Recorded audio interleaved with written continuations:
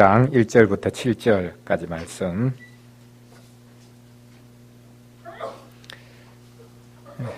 저와 여러분이 한 절씩 교독하고 우리 마지막 절은 같이 읽겠습니다. 너는 하나님의 집에 들어갈 때에 내 발을 삼갈지어다. 가까이 하여 말씀을 듣는 것이 우매한 자들이 제물 드리는 것보다 나으니 그들은 악을 행하면서도 깨닫지 못함이니라.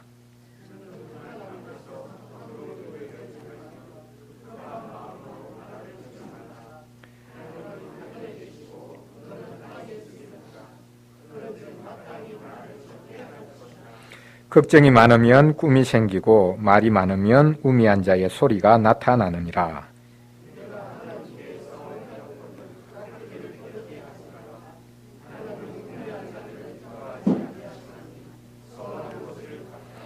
서원하고 갚지 아니하는 것보다 서원하지 아니하는 것이 더 나으니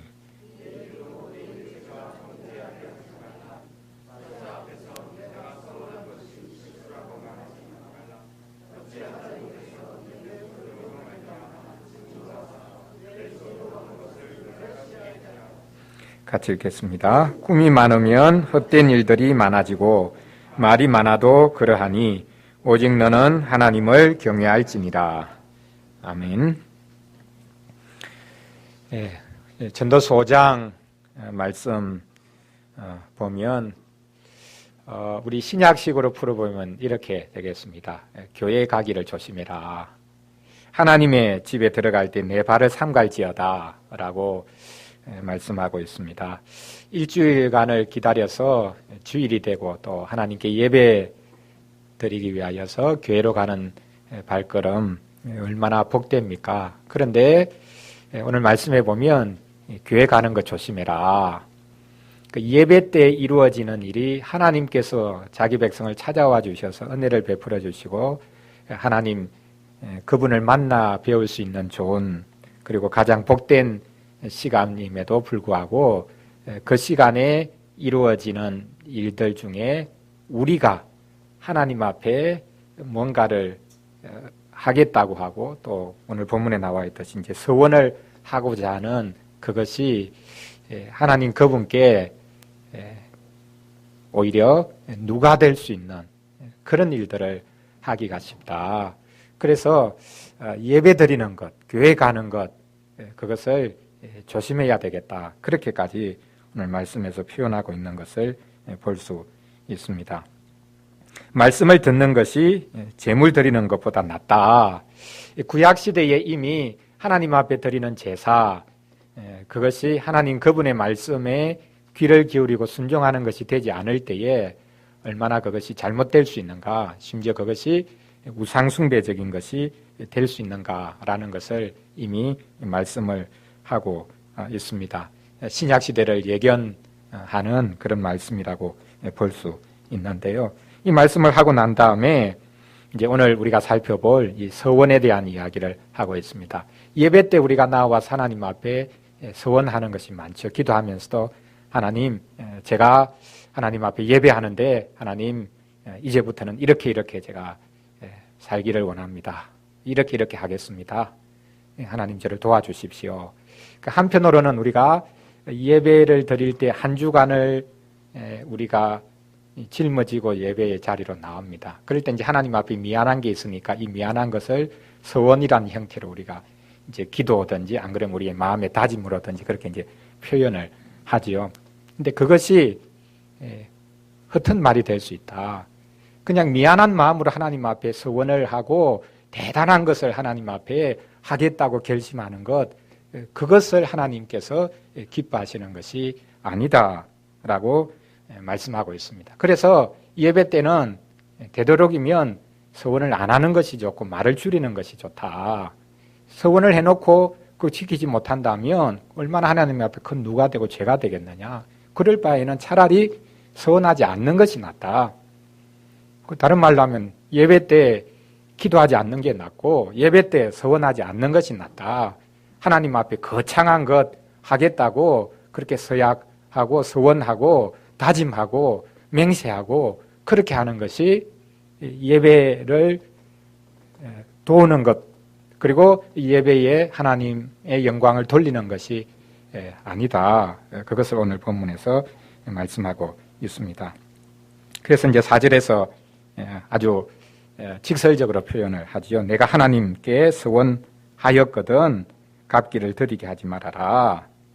서원한 것은 반드시 갚아야 된다.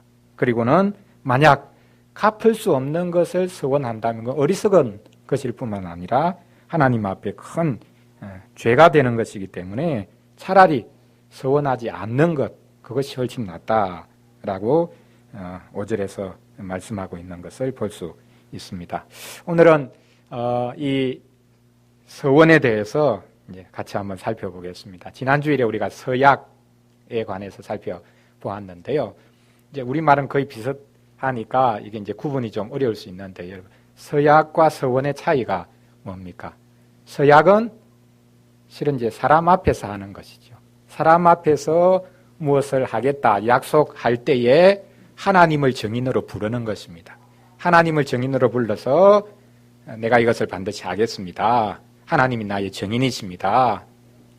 그래서 실은 이제 하나님 앞에서, 사람 앞에서, 교회 앞에서 서원을 하고 신앙 고백을 하고 세례를 받을 때, 또한 직분자로 그렇게 서약을 할 때도 실은 하나님 앞에서 하는 것이죠.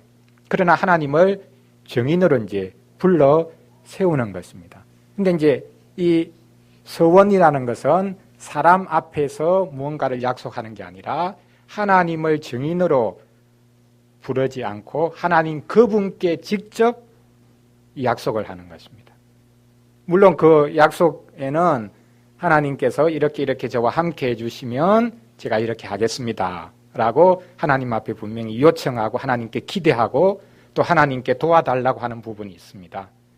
그럼에도 불구하고 이 서원이라는 것은 하나님 그분께 직접 내가 무엇을 하겠다, 하나님 도와주시면, 하나님 함께 하시면, 하나님께서 구약 성경 같은 경우에는 이기게 하시면, 하나님께서 나에게 복을 주시면, 나를 지켜주시면, 그게 이제 뭐 조건이 되면 이게 이제 문제가 생길 수 있기는 한데, 어쨌든 하나님께 도움을 간구하면서 하나님이 함께 해주시고 하나님이 도와주시면 제가 하나님 앞에 이렇게 하겠습니다. 그래서 사람에게 약속하는 것이 아니라, 사람에게 약속하면서 하나님을 증인으로 세우는 것이 아니라 하나님 그분께 직접 고하고 아뢰면서 자신이 하나님께 무언가를 하겠다고 약속하는 것, 그것이 서원입니다.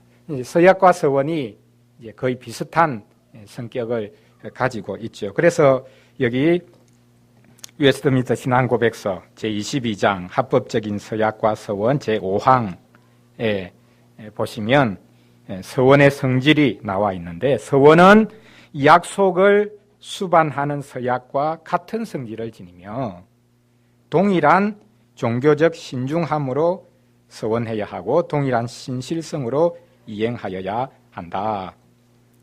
서원이라는 것이 서약과 같은 성격의 것이다. 그 약속을 수반하는 것이죠. 내가 약속을 한다. 사람 앞에서 약속을 하는 것. 그러나 이 서원은 하나님께 직접 약속을 하는 것이죠. 어쨌든 약속을 수반하고 있기 때문에 서약과 서원이 같은 성질을 가지고 있다. 그렇기 때문에 서원할 때 더더욱 하나님 앞에서, 그리고 하나님 그분께 약속하는 것이기 때문에 신중함으로 서원해야 된다. 그리고 서원한 것은 신실함으로 이행해야 된다. 서원하는 것을 조심해라. 그것이 이제 바로 이런 맥락에서 나온 것이지. 함부로 서원하면 안 된다. 과연 지킬 수 있는 것이냐?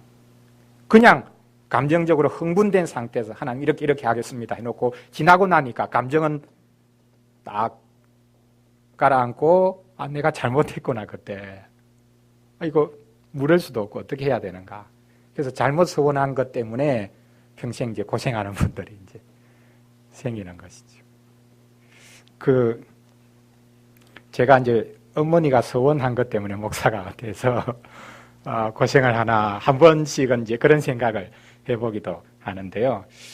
어릴 때 이제 잇몸이 좋지 않아 가지고 이제 잇몸에서 막 이렇게 피가 날 때도 있고, 그렇게 해서 이제 가까이에 있는 그 작은 중소도시로 가서 약을 지어왔는데 그 약이 이 소위 말하는 이제 괴혈병 약이었는가 봅니다. 이제 한 번 먹을 때 알약이 이제 한 20가지 이상 알약을 이제 먹어야 되는 겁니다. 이제 먹다가 한 하루 정도 지나고 난 다음에 이렇게 약물 중독이 돼가지고 이제 신경이 완전히 이제 마비가 되고 눈이 막 뒤집혀서 이제 제대로 못 보는 것이죠. 그러니까 막 몸이 돌아가고 그렇게 해서 급하게 이제 병원 응급실에 갔는데 병원 응급실에서 오늘 밤은 넘기기 힘들다. 그러니까 이제 어머니가 이제 서원한 겁니다. 이 아이를 살려주시면 하나님 주의 종이 되게 하겠습니다. 뭐 주의 종이 반드시 목사가 돼야 될 필요는 없는데 그때는 그냥 이제 주의 종이 된다 하면 그냥 무조건 이제 목사가 되는 거로 이제 생각을 한 겁니다. 근데 이제 나았죠. 그러니까 이제 목사가 돼야 되는 겁니다. 예. 그래서 어머니가 잘못 서원을 해가지고 어쩔 수 없이 목사가 되어서 평생을 살아간다. 예. 글쎄요. 물을 수 있는 것인지 없는 것인지 여러분이 한번 좀 판단을 해 주시면 좋겠습니다. 그 서원할 때 이제 신중함을 해야 된다. 서원한 것은 반드시 이제 지켜야 된다. 근데 이제 그런 상황에서 과연 이제 이 서원한 것을 이제 자식이 그 당사자가 동의하지 않을 때에 물을 수가 있는 것인가?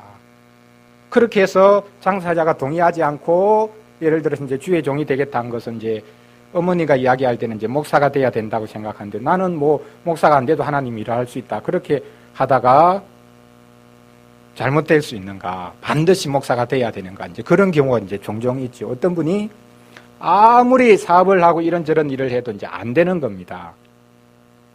이제 생각이 난 것이죠. 이제 부모님이 서원했다는 겁니다. 목사가 이 아이를 목사로 바치겠습니다. 근데 이제 본인도 들었는데 그것은 이제 그냥 다 까마득히 잊고 있다가 이제 이런저런 일을 해도 뭐 도무지 되는 게 없고 분명히 길이 열릴 것 같은데 어느 순간에 막히고 실패하고 도무지 이제 되는 일이 없어서 생각을 해봤더니 내가 목사가 안 돼가지고 부모님이 서원한 것 그것을 어기고 내가 세상 일을 했기 때문에 하나님이 모든 것을 막으시구나. 그렇게 해서 이제 다시 나이가 많이 들어서 이제 목사가 이제 됐다는 겁니다. 여러분 그 서원 때문에 그 하는 일이 다 막혔겠습니까? 우리는 하나님이 하시는 일을 잘 모르죠. 하는 일이 안 되니까 서원 때문에 그렇다. 그러니까 목사가 돼야 된다. 그러면 이제 세상 일을 하다가 다 실패하면 목사가 되라는 하나님의 뜻인가? 오히려 반대로 세상 일을 하면 할수록 더 잘 되고 뭔가 자기에게 보람도 있고 한데 오히려 이런 것보다 하나님의 일, 하나님 그것도 하나님의 일이지만 목사가 되어서 복음을 전하는 이것이 더 보람되다. 그렇게 하는 것이 오히려 더 바람직한 것일 수도 있지 않겠는가. 그래서 이게 이제 서원이라는 것, 이것을 두부 자르듯이 하나님 앞에 서원한 것, 신중하게 해야 되고 반드시 지켜야 된다고 했지만 그 서원한 것은 문자 그대로 100% 지켜야 되는가? 물을 수 있는 상황은 생기지 않는가? 한 번 한 약속, 그것은 반드시 지켜야 되고 그 지키면 하나님께서 무조건 복을 주시는가? 잘 되게 해주시는가? 이제 그런 차원들, 그런 것들을 우리가 한번 생각을 해 보아야 하겠습니다. 하나님께서 직접 하나님께 자신을 온전히 바치는 자로 선택하시고 부르시는 자들이 있습니다. 그러니까 사람이 서원하기 전에 하나님께서 어떻게 보면 어떤 사람을 불러가지고 전적으로 하나님의 일을 하도록 서원자, 쉽게 말하면 구별된 자로 살도록 불러주시는 이들이 이제 구약 시대는 있었죠. 그 제사장들입니다. 그런데 제사장들 외에 레위 지파 외에도 하나님께서 불러서 하나님의 특별한 사명을 주시기 위해서 그들을 평생 세상에서 충분히 누리고 즐길 수 있는 일들을 금하며 평생 살도록 불러주시는 이들이 있었습니다. 이제 그 사람을 이제 나실인이라고 부르죠. 삼손 같은 경우에 천사가 나타나서 부부에게 아이를 임신하게 될 것을 그렇게 약속을 하고 아이가 태어나면 이 아이를 하나님께 온전히 바치라. 그러니까 부모가 약속한 게 아닙니다. 하나님께서 천사를 통해서 그 부모에게 태어날 이 아이를 하나님의 백성을 구원할 자로 하나님이 선택하시고 그래서 아이가 태어나면 평생 머리에 삭도를 대지 말아라. 이제 머리를 깎지 말라. 이제 그런 것이죠. 그리고 포도주와 독주를 금해라. 그리고 부정한 것을 평생 가까이 해서는 안 된다. 하나님께서 직접 평생 구별된 자로 살도록 불러주시는 이들이 있습니다. 그것 외에 하나님의 백성들이 하나님 앞에 특정한 것을 그렇게 헌신하겠다고 약속하는 그것도 이제 나시린으로 스스로를 일정 기간 동안 제가 하나님 앞에 구별해서 저 자신을 드리겠습니다 라고 헌신하는 약속하는 그런 경우도 있었습니다. 자, 그러면 이제 이렇게 하나님께서 직접 불러서 특정한 일을 하도록 구별시켜 주시는 분이 있고 또한 일상의 일을 그냥 하는 사람 가운데서 특정한 기간, 특정한 목적을 가지고 자신을 구별해서 하나님 앞에 드리겠다 서원하는 경우도 있는데 어떤 경우가 되었든지 여기서는 신중하게 서원해야 되고 동일하게 이행할 때는 신실함으로 이행을 해야 된다. 그렇게 이제 서론적으로 언급을 하고 있고요. 이제 6항에서는 서원할 때 어떻게 누구를 대상으로 그렇게 서원하는가 그리고 그 서원하는 일에 대해서 어떤 일들, 어떤 목적으로 서원할 수 있는가 그것을 여기서 이제 언급을 하고 있습니다. 서약과 마찬가지죠. 6항에서 뭐라고 말을 합니까? 서원은 여타 피조물이 아니라 하나님께만 해야 한다. 오직 하나님께만 서원해야 된다. 다른 어떤 피조물에게 서원하는 그것이 곧 우상숭배죠. 심지어는 로마 가톨릭에서는 하나님께 서원하는 것뿐만 아니라 죽은 자들의 이름을 불러서 서원을 하는 경우도 있었습니다. 소위 말한 이제 성인의 반열에 오른 사람들. 지금도 로마 가톨릭 신자들은 성인들, 거룩하게 된 자들, 우리 한국에서도 초대 천주교 신자들 순교한 이들을 시성, 그러니까 성인으로 이제 그렇게 성격을 시켰죠. 이제 그들의 이름을 불러서 그들에게 심지어 이제 서원을 하기도 합니다. 그래서 이제 여기서 여타 피조물이 아니라 하나님께만 서원해야 된다라고 하는 것은 이 로마 가톨릭의 잘못된 풍습에 대한 지적이기도 합니다. 우리가 서원할 대상은 오직 살아계시는 하나님, 여호와 하나님 그분에게만 약속하고 서원할 수 있다. 다른 어떤 피조물, 심지어 다른 어떤 신들에게 서원하는 것, 그것은 우상숭배일 수밖에 없다. 그렇게 분명하게 말씀하고 있습니다. 이 서원이 받아지려면 믿음과 의무의 양심으로 믿음으로 해야 되고 마음에 하나님께서 짐지어 주신 그 양심 그것으로 해야 되는데 여기서 이제 두 가지 경우에 서원할 수 있다. 그것을 이제 말합니다. 첫째로는 이미 받은 자비를 감사하고 싶을 때 하나님께서 주신 은혜, 하나님이 베푸신 자비가 너무 커서 감사를 표현하고 싶습니다. 이 감사의 한 표현으로 서원을 할 수 있는 겁니다. 하나님 저와 함께 해주셔서 제가 정말 일정 기간 동안 하나님 앞에 특정한 좀 헌신을 하고 싶습니다. 뭐 헌금도 그 중에 하나가 들어갈 수 있고 그건 가장 어떻게 보면 뭐 기초적인 부분이라고 할 수 있지만 자기 자신을 어떤 형태로든지 하나님 앞에 감사를 표현하는 행위로 이 서원을 할 수 있다. 하나님께서 주신 은혜에 감사해서 자기 자신을 이렇게 드리고 싶습니다. 우리 가정이 이렇게 좀 더 특별하게 하나님 앞에 일정 기간 동안 하나님 앞에 이런 일을 하고 싶습니다. 그렇게 자신을 드릴 수 있다라는 것입니다. 그 다음 두 번째로는 좀 소극적인 것 같지만요. 받은 게 없습니다. 아니, 뭐, 신자가 왜 받은 게 없겠습니까? 그런데 하나님 앞에서 더 큰 은혜를 기대하면서 지금 내가 결핍되어 있는 것을 이것을 오직 하나님만이 주실 수 있습니다 라고 믿기 때문에 하나님으로부터 얻기 위해서 나의 부족을 하나님이 채워주시기를 구하면서 서약할 수 있다는 것입니다. 없던 것을 얻기 위하여 자발적으로 서원할 수 있다. 이게 뭐 일반적으로는 모든 종교에게 다 있는 것이죠. 신에게 뭔가를 얻기 위해서 내가 뭐 하나님 신에게 드리겠다. 뭐 제사도 실은 일반화시키면 이제 그런 것이지요. 자신의 헌신을 표현하고 그래서 신의 비위를 잘 맞추어서 신으로부터 뭔가를 얻어내기 위한 것.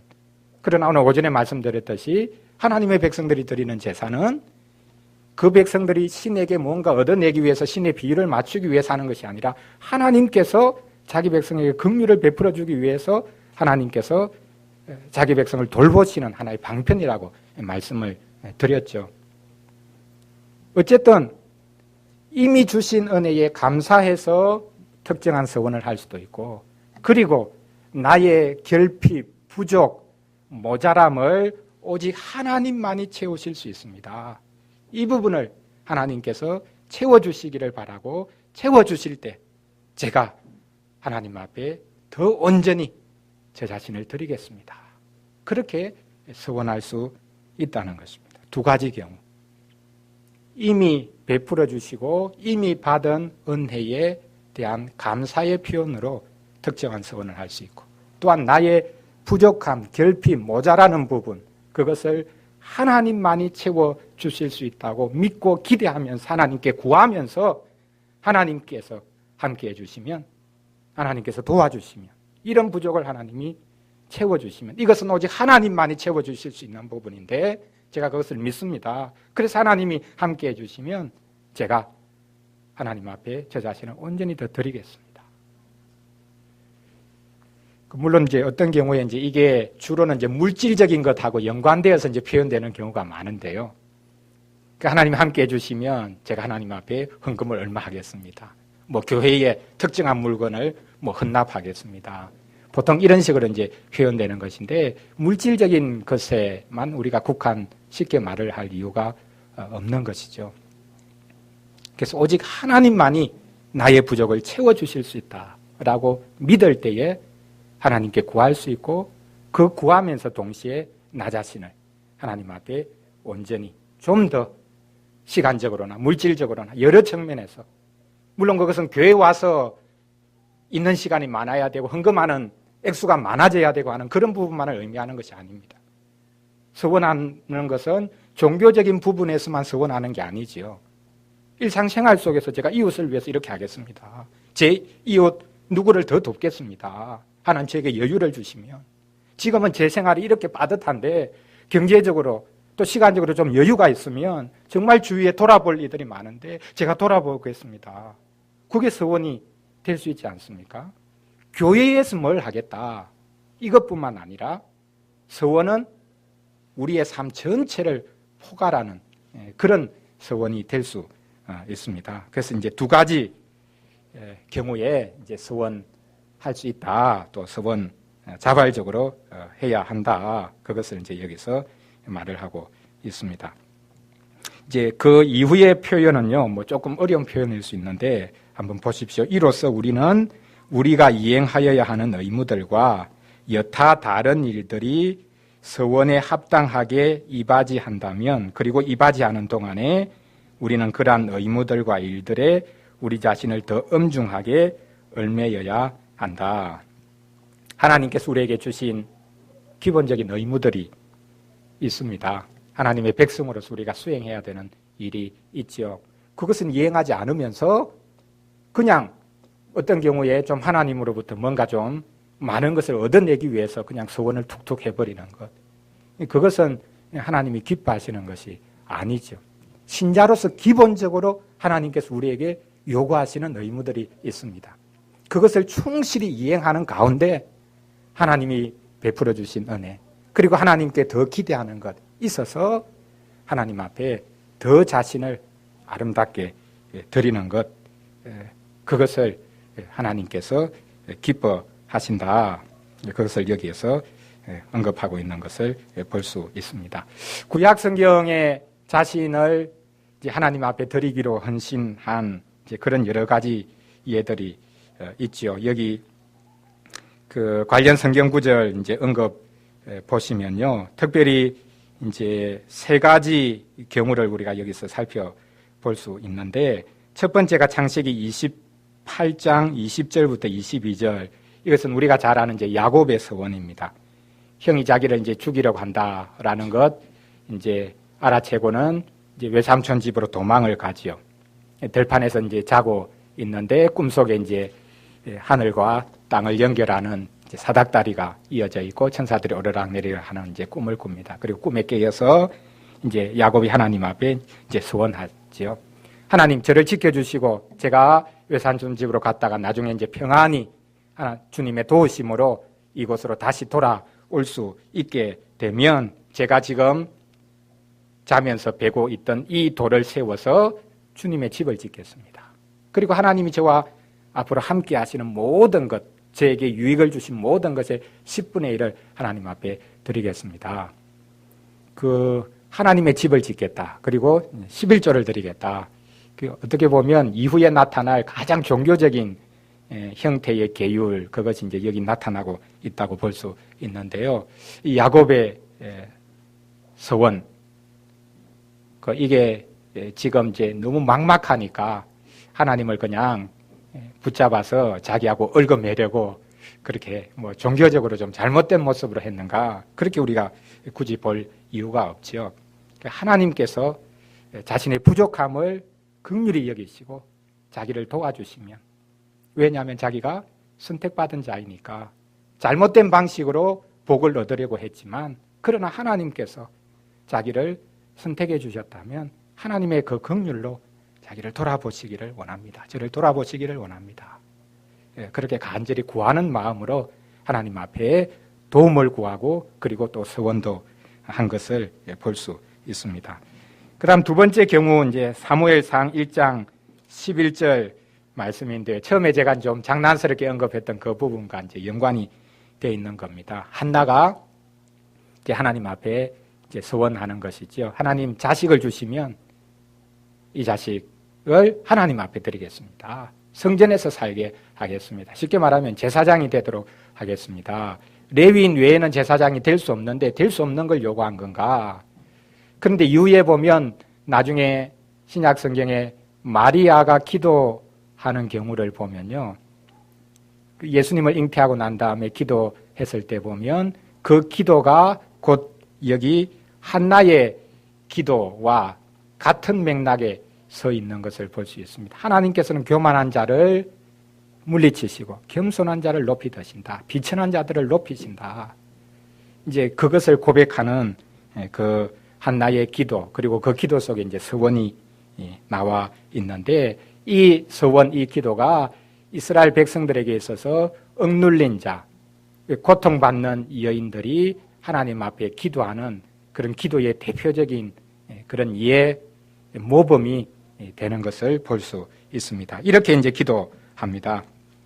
만군의 여호와여, 만일 주의 여종의 고통을 돌보시고 나를 기억하사 주의 여종을 잊지 아니하시고 주의 여종에게 아들을 주시면 내가 그의 평생에 그를 여호와께 드리고 삭도를 그의 머리에 대지 아니하겠나이다. 대표적인 서원의 경우 억눌리고 고통받고 비천한 자를 돌아봐 주시는 하나님, 그분을 소망하는 기도, 그리고 그분께 서원하는 기도의 대표적인 예입니다. 마지막 한 가지 경우를 더 들면요, 시편 132편 마지막 관련 성경 구절인데요. 시편 132편 2절부터 5절 말씀에 보면 직접 그 당사자가 서원한 경우를 언급하는 것이 아니라 하나님의 백성들이 이 시로, 특별히 다윗의 서원에 관해서 시를 지어 계속해서 교회 내에서 노래했던 이제 시편인데요. 이 내용이 뭐냐 하면, 다윗이 하나님 앞에 서원했는데 성막을 발견할 때까지 잠자지도 않겠다라고 하나님 앞에 서원한 그 다윗의 서원을 하나님께서 기뻐 받으실 것입니다. 우리가 다 그와 같은 믿음을 가지고 있습니다. 교회를 사랑하는 그 마음, 교회가 온전히 세워지기를 하나님 앞에 바라는 그 간구, 그 서원, 그것을 위해서 자신을 드리겠다. 잠자지 않겠다. 성막을 발견할 때까지. 그러니까 다윗이 예루살렘을 빼앗아 자기의 도성으로 삼고 가장 먼저 하려고 했던 것이 뭡니까? 이 예루살렘에 성전을 짓고 싶어 했지만 성전을 지을 수 없으니까 법궤를 그곳에 옮기는 것, 그것을 자신의 최대 과제로 생각했죠. 중간에 어려움도 있었지만 그가 목표로 했던 것, 자기가 자기의 이름으로 도성을 건설하는 그것이 목표가 되지 않고 이곳은 대대로 하나님을 예배하고 하나님의 백성들이 나와서 하나님을 찬양하는 곳이 되기를 소원하는 그의 마음, 그래서 법궤를 옮기는 것을 자기의 가장 중요한 그런 목표로 삼고 행했던 그의 마음. 그래서 사무엘상 그리고 나중에 열왕기상 이런 곳에서는 다윗의 이 행적이 구체적으로 드러나지 않는데 다윗이 이 성막을 발견하고 법궤를 발견해서 자기 도성 예루살렘에 옮길 때까지 잠자지도 않았다. 나는 잠을 자지 않겠다. 성막을 발견할 때까지는 잠도 자지 않겠고 그것을 예루살렘으로 옮기기까지는 내가 잠자지도 않겠다. 그것이 이제 여기 시편 132편에 아름답게 노래되어져서 이것이 하나님의 백성이 가진 거룩한 열심임을 그렇게 언급하고 있는 것을 볼 수 있습니다. 자, 그러면 여러분 서원을 많이 하면 많이 할수록 좋겠습니까? 이미 우리가 전도서 5장을 읽어 보았으니까 답은 이미 나왔다고 할 수 있겠습니다. 서원 많이 하면 안 된다. 지키지 못할 서원은 결코 하면 안 된다. 그래서 이제 서원을 우리가 우리 자신을 하나님 앞에 드리겠다고 하는 것, 기독교인이 되는 것 자체, 세례 자체가 서원이죠. 이제는 저는 저 것이 아닙니다. 삼위 하나님의 것입니다. 그렇게 서원하는 것이 실은 세례입니다. 이미 우리 자신을 온전히 하나님의 것이라고 서원한 사람이지만 그러나 계속해서 우리는 하나님께 서원하는 자로 실은 살아갑니다. 그러나 과도한 서원, 하나님 앞에 뭔가 좀 미안하니까 미안한 것을 좀 일시적으로 해소시켜보는 차원으로, 그리고 잘 되고 싶으니까 질투하는 마음으로, 다른 사람은 잘 되는데 왜 난 안 되는가, 나 이렇게 한번 해보자. 과도하게 서원의 형태에 심지어는 자기를 학대하는 것, 중세시대에 그렇게 했지 않습니까? 하나님의 호의나 하나님의 구원을 얻기 위해서 이 금욕하는 것들이 극성을 부렸거든요. 내가 나 자신을 이렇게 학대하면, 금욕하면 하나님이 나를 도와주실 거다. 나를 구원해 주실 거다. 이런 생각에까지 빠졌는데, 그래서 이제 마지막으로 이 7항에서는 서원할 때 조심해야 된다. 특별히 서원의 한계를 분명하게 설정해 주고 있는데요. 같이 한번 이 부분 보겠습니다. 하나님의 말씀이 금하시는 것, 말씀이 명하는 어떤 의무를 방해하는 것, 자신의 힘이 미치지 못하는 것, 그리고 서원 이행을 위해 하나님께 받은 능력의 약속이 없는 것 등은 서원하지 말아야 한다. 이제 구체적으로 이제 4가지 부분, 이것을 가지고 서원해서는 안 된다. 말씀이 금하고 있는데 그거 하겠다고 하는 거, 그거는 그 서원일 수가 없는 것이죠. 그 하나님을 모독하는 것이죠. 그 대표적인 경우가 어떤 것이 있겠습니까? 하나님의 말씀이 금하는데 그것 하겠다고 하면서 복 주십시오. 그 우리가 알고 있는 이제 사사기 11장 말씀에 보면 입다가 나오죠.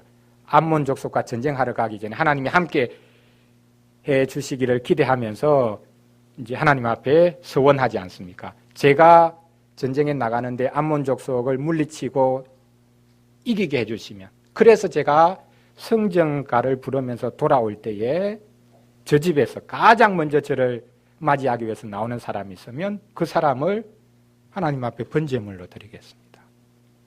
비장한 각오를 표현한 것이죠. 아무리 비장하게 각오하고 소원하고 결심했다 할지라도 하나님이 그것을 요구하시지 않는다. 왜?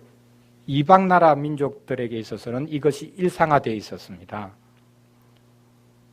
자기 자식을 죽여서 제사를 드리면 야, 저 정도로 열심이 있구나. 그렇게 해서 이제 신이 호의를 베풀어 주는 겁니다. 함께 해주는 겁니다. 그걸 본받아 가지고 하나님의 백성들 내에서 이런 일이 이제 벌어지고 있었다는 것이죠. 서원해서 안 되는데 말씀에 반대되는 것을 서원하는 거고 하나님이 원하시는 것이 아니다. 그렇게 해놓고 난 다음에 전쟁에서 승리했습니다. 돌아와서 집에 오는데 자기 문안 동료 왜 딸이 나와서 자기를 맞이하니까 막 자기 옷을 찢으면서 통곡을 하지 않습니까? 그리고는 어떻게 했습니까? 그 결과에 대해서는 우리가 진짜 그 딸을 죽여서 제사를 드렸을까? 그렇지 않으면 평생 그냥 독신으로 살도록 그냥 놓아두었을까? 그렇게 이제 두 가지 다른 해석이 있기는 하지만요. 그냥 문자 그대로 보면 자식을 죽여서 제사를 드렸을 가능성이 이제 큰데요. 그러니까 이제 서원은 했으니까 이건 문자 그대로 반드시 지켜야 된다. 하나님 앞에 제가 헛된 것을 서원했습니다. 말씀에 어긋난 것을 제가 하겠다고 했습니다. 그렇게 하나님 앞에 구하고 하나님의 용서를 구할 수 있는데 서원한 것은 무조건 지켜야 된다. 그런 이제 우리 신약식으로 표현하면 문자주의, 율법주의 그것에 사로잡혀 있었던 그 모습을 볼 수 있습니다. 그래서 말씀이 그 많은 것을 자기가 하겠다고 하는 것을 그 열심이라고 생각하는 것, 그것이야말로 얼마나 잘못된 것인가. 그 외에 이제 여러 가지 경우를 여기서 이제 신약 상황에서는 이런 것도 충분히 일어날 수 있다. 말씀이 명하는 어떤 의무를 방해하는 것. 아까 이제 일상적으로 우리가 수행해야 될 의무가 있다 했죠. 기독교인으로서. 그것 수행하는 것에 오히려 방해가 되는, 한번 그냥 서원한다고 그렇게 하지만 그것이 기독교인으로서 평상시에 해야 되는 의무, 그것들을 오히려 방해하는 일이 있을 수 있다. 그리고 자신의 힘이 미치지 못하는 것. 그러니까 자신이 할 수 없는 것을 서원하면서 하나님이 힘 주시겠지. 서원했으니까. 이게 어떻게 보면 이제 하나님을 참 조롱하는 것이죠. 자기가 할 수 있는 것, 자기 한도 내에서 해야 되는데, 예를 들어서 이렇게 하면 어떻게 되겠습니까? 하나님, 제가 지금 가지고 있는 재산을 다 하나님께 드리겠습니다. 그러면 하나님께서 저에게 복을 주셔서 제 재산을 매나 그렇게 불어나게 해 주십시오. 그런 것을 우리가 소원할 수 있겠습니까?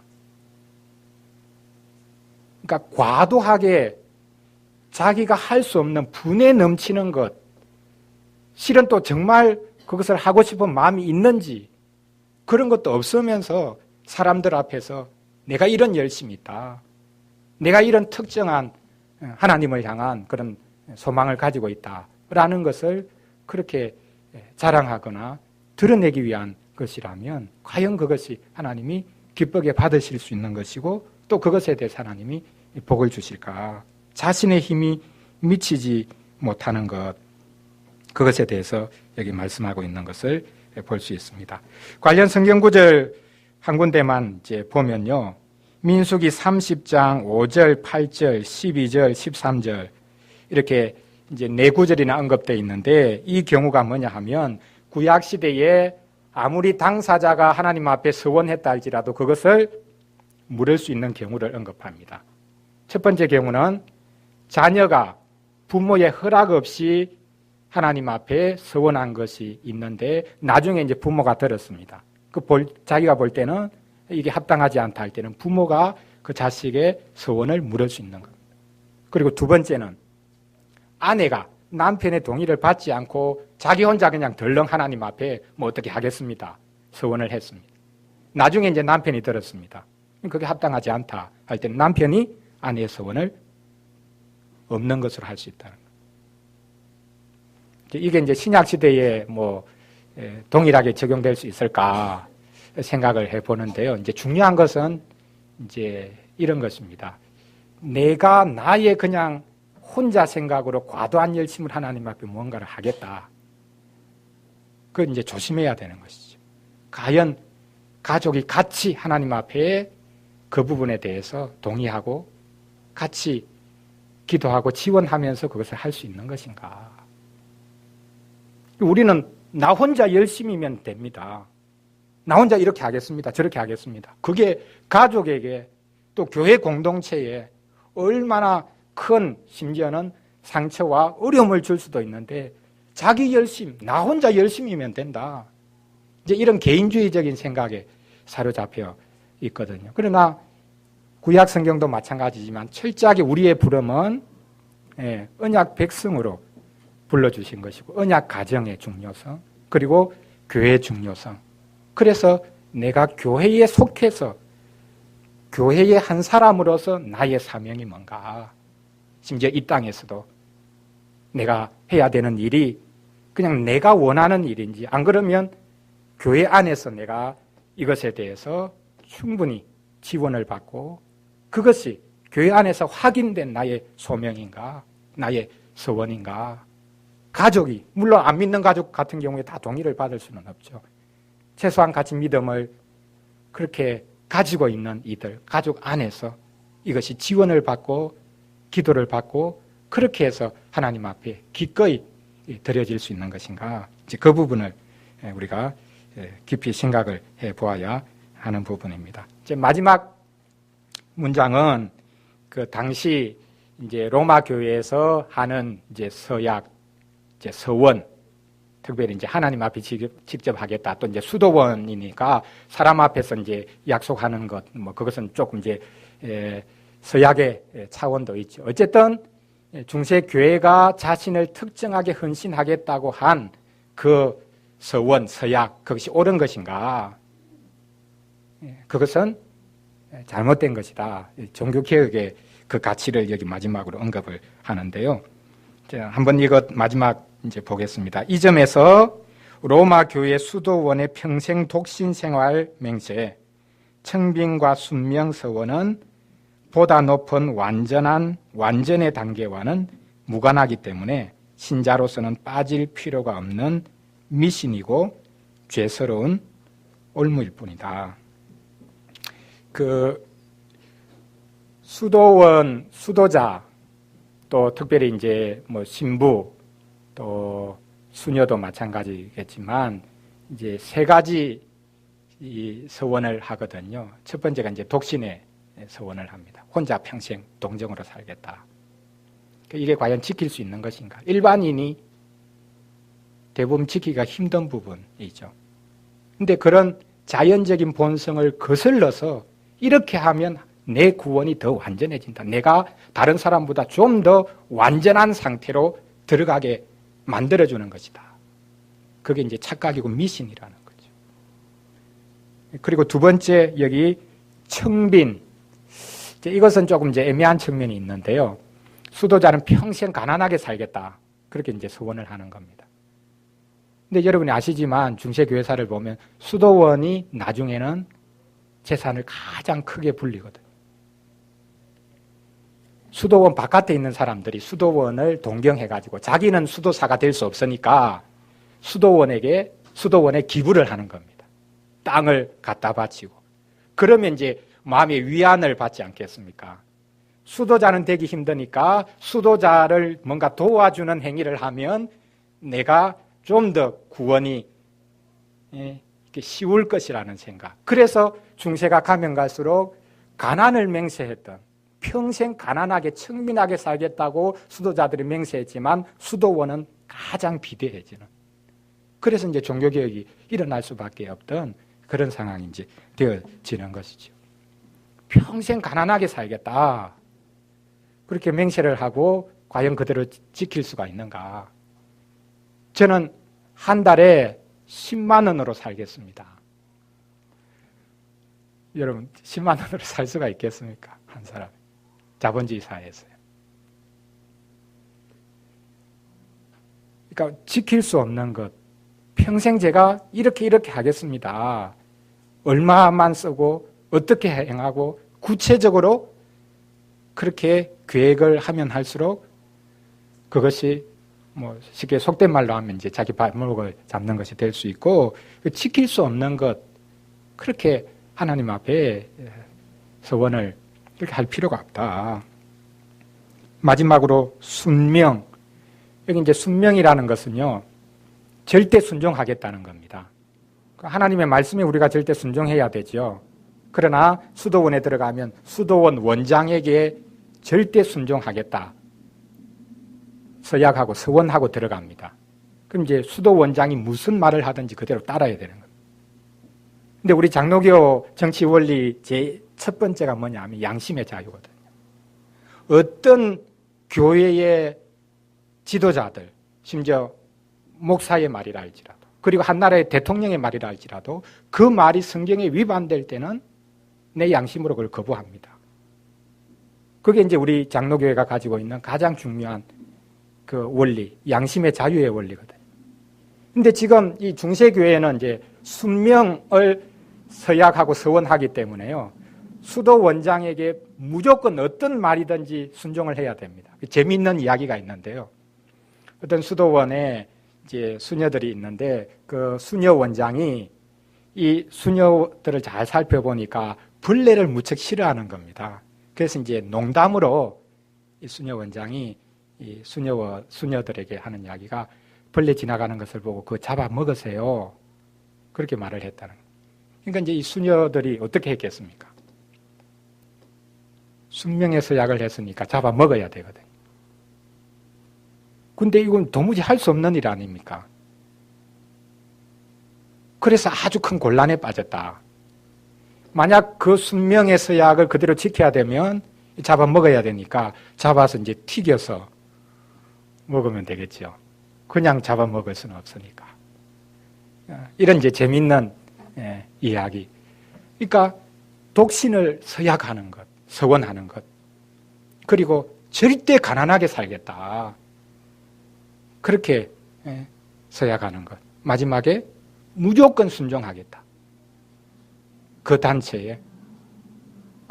그렇게 되면 이런 표현은 죄송한 조심스러운 표현일 수 있지만, 조직폭력배의 세계와 크게 다르지 않을 수 있는 그런 상황이 전개될 수도 있죠. 그래서 내가 지킬 수 없는 것, 그리고 말씀에 어긋나는 것, 그리고 조금 더 폭을 넓히자면 하나님 우리들에게 주신 우리 인간의 육체, 자연스러운 본성, 이것을 전적으로 거스르는 그런 서약, 지킬 수 없는 서약, 그것을 한다고 하나님이 기뻐하시는 것이 아닌데 오히려 그것은 죄된 것이다, 미신이다. 그래서 마지막으로 이제 이야기할 수 있는 것이요, 지난주에도 말씀드렸지만 우리는 이미 하나님 앞에 우리 자신을 온전히 드리겠다고 이제 서원한 사람인데, 서원을 한 사람이지만 그리고 계속해서 서원을 하는 사람으로, 오직 하나님께만 구하는 사람으로, 하나님 그분의 도움으로만 살아가는 사람으로, 그래서 하나님이 함께 하시면 하나님의 도우심으로 무엇이든지 헌신하고 나 자신을 드리는 사람으로 살아가야 되겠지만, 함부로 서원하는 것, 그것은 하나님께서 기뻐하시는 것이 아니기 때문에 오히려 서원 없는 서원자로 우리는 살아가는 것. 그래서 그냥 평범하게 일상의 삶에서 하나님의 함께 하심을 누리고 기뻐하고 하나님이 도와주시는 대로, 함께 하시는 대로 그것을 같이 나누며 사는 것. 과도하게 내가 뭔가를 하겠다, 이렇게 하겠다, 저렇게 하겠다, 선교사가 되겠다, 목사가 되겠다, 뭘 어떻게 하겠다. 하나님이 함께 하시면 그게 필요하겠지만 서원 없이도 하나님 앞에 나 자신을 완전히 드릴 수 있는 사람으로 살아가는 것, 그것이 하나님께서 우리들에게 기대하시는 것이 아닐까 생각을 봅니다. 같이 우리 기도하고 마치겠습니다. 하나님께서 우리를 하나님의 백성으로 온전히 구별시켜 주셨습니다. 우리가 하나님께 우리 자신을 온전히 드리는 자로 살아가야 될 것입니다. 우리가 하나님 앞에 뭔가 도움을 기대하면서 이런저런 것 서원하기도 하고 또 사람들 앞에서 서약하는 경우도 있는데 하나님 우리가 진실할 수 있도록 도와주시고 오히려 나의 능력으로 아무것도 할 수 없는 자임을 인정하고 오직 하나님의 도움을 늘 구하는 자로 설 수 있도록 그래서 서약하지 않는 자가 가장 분명하게 그 서약대로 사는 자 그 모습으로 살아갈 수 있고 또 하나님 앞에 과도한 서원하지 않는다 할지라도 어떤 과도한 서원으로 인해서 그렇게 자신을 드리는 사람보다 더 아름다운 모습으로 일상의 삶 속에서지만 잔잔하게 하나님 그분을 의지하고 자신을 드릴 수 있는 사람으로 살 수 있도록 하나님 도와주시기를 원합니다. 이 시간 같이 기도하겠습니다.